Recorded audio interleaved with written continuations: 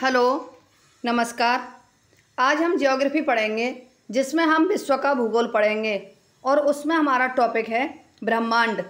इसमें क्वेश्चन दिया गया है, पृथ्वी अपने परिक्रमा पथ पर लगभग किस वेग से सूर्य का चक्कर लगाती है तथा किस ग्रह के उपग्रहों की संख्या सर्वाधिक है। ये मैंने आपको पहली क्लास में पढ़ा दिया है और आप इसका आंसर कमेंट में दीजिए। पृथ्वी सूर्य के चारों ओर 29.8 किलोमीटर पर आवर सेकंड के वेग से चक्कर लगाती है। पृथ्वी सूर्य से निकटतम दूरी पर 3 जनवरी को होती है। इस स्थिति को पेरिहीलियन अर्थात उपसौर कहते हैं।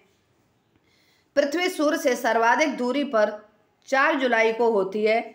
इस स्थिति को अपहिलियन अर्थात अपसौर कहते हैं। सूर्य के बाद पृथ्वी के सबसे निकट का तारा प्रोक्सिमा सेंटारी है। 21 मार्च और 23 सितंबर को पृथ्वी के दोनों गोलार्धों में दिन एवं रात बराबर होते हैं।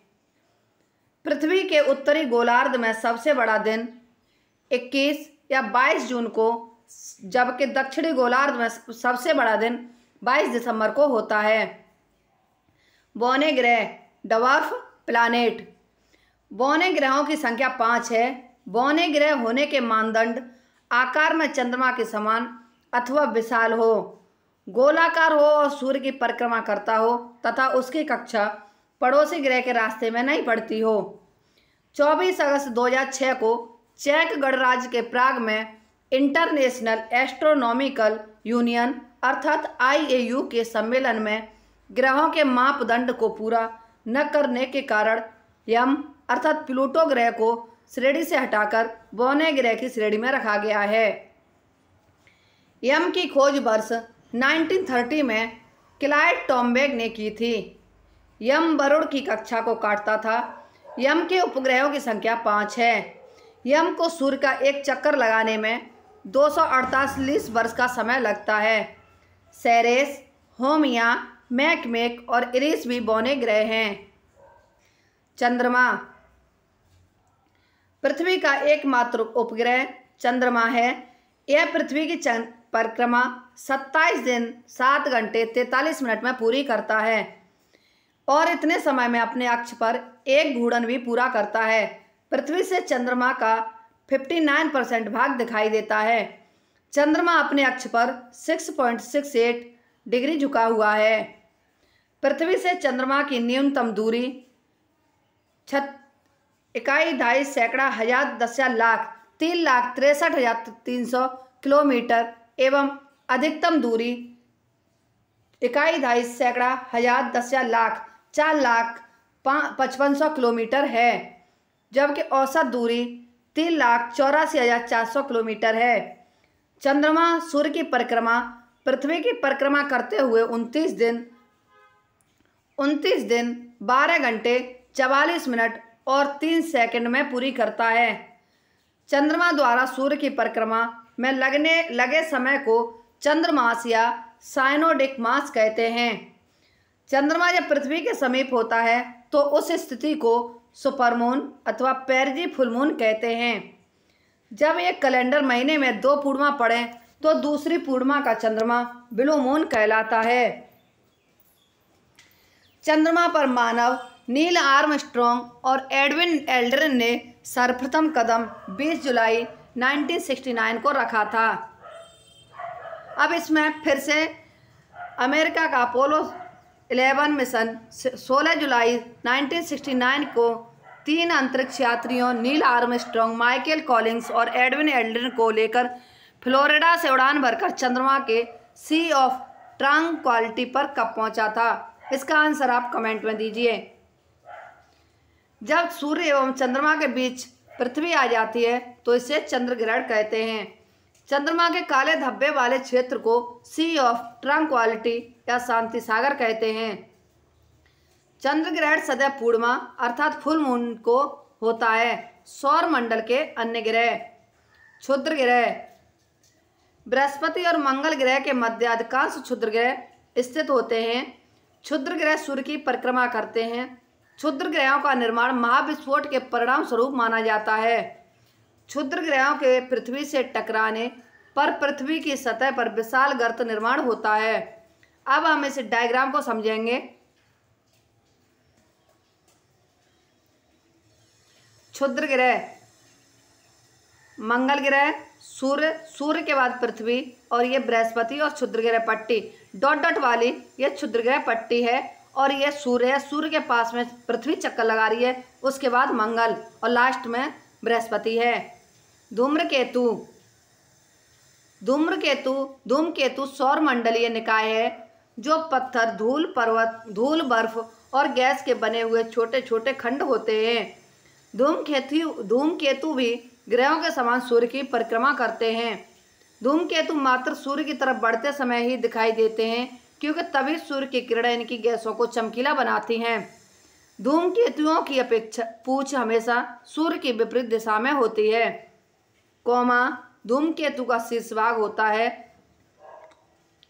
यह धूमकेतु के नाभिक के चारों ओर घिरा गैसीय आवरण है। धूमकेतुओं को पुच्छल तारा भी कहा जाता है। उल्का ब्रह्मांड में तीव्र गति से घूमने वाले ब्रह्मांडीय कण हैं। उल्का क्षुद्र ग्रहों के टुकड़े अथवा धूमकेतुओं के धूलकण होते हैं। उल्का जब वायुमंडल में प्रवेश करते हैं तो वायुमंडलीय घर्षण के कारण चमकने लगते हैं।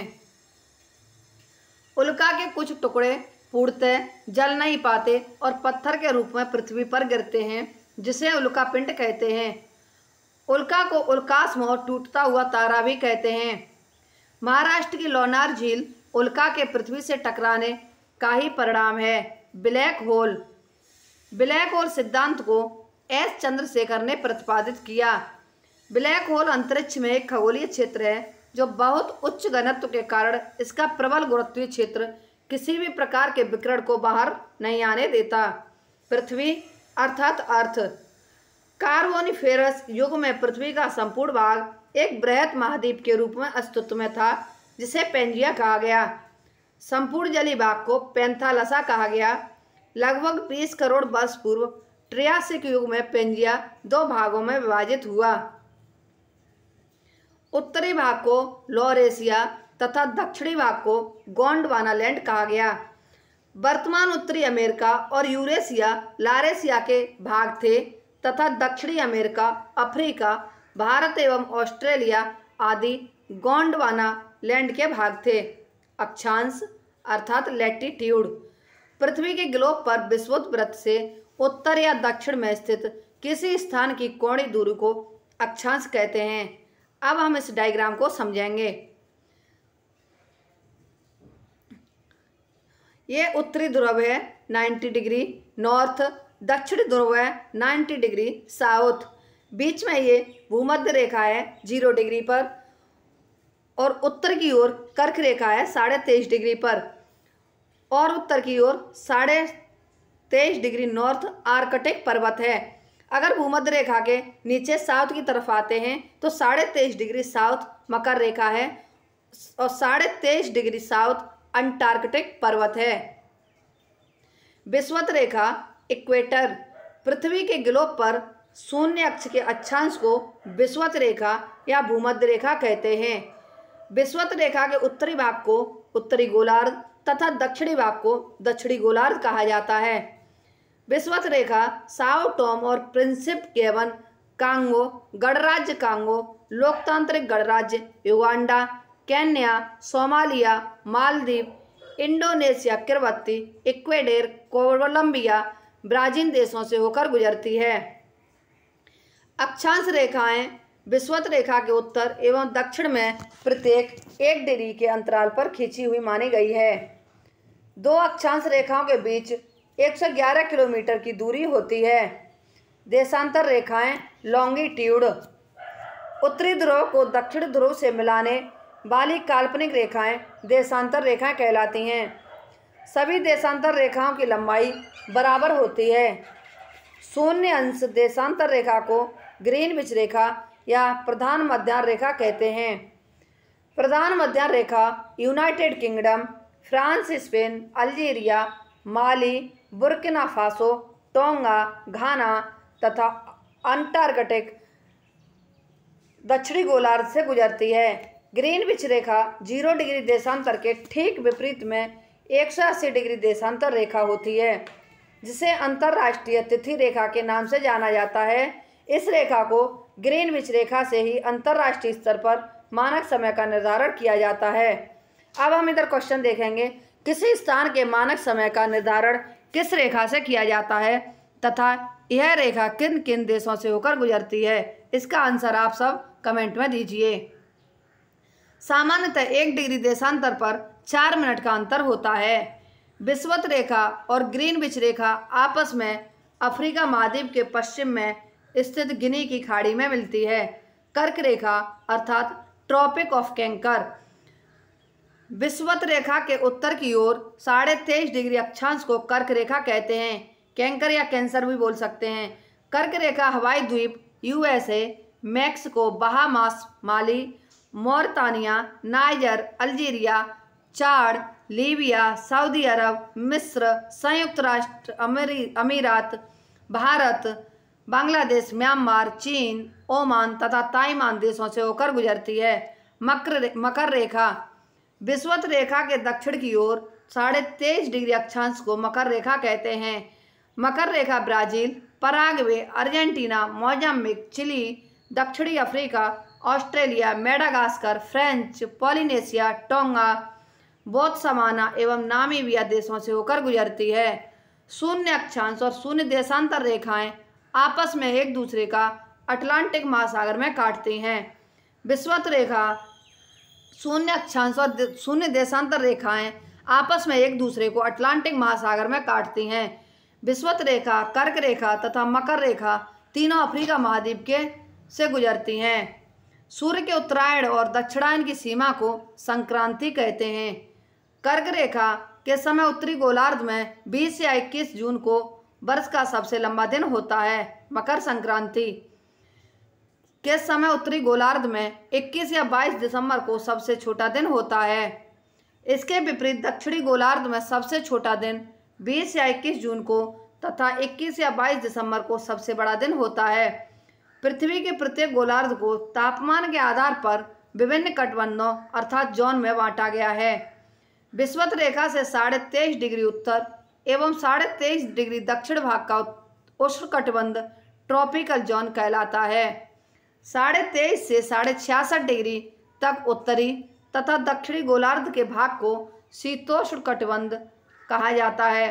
23.5 डिग्री से 90 डिग्री के मध्य उत्तरी तथा दक्षिणी गोलार्ध के मध्य का भाग को शीत कटिबंध या ध्रुवीय कटिबंध कहा जाता है। शीत कटिबंध में तापमान बहुत ही कम होता है, परिणाम स्वरूप यहाँ हमेशा बर्फ जमी रहती है।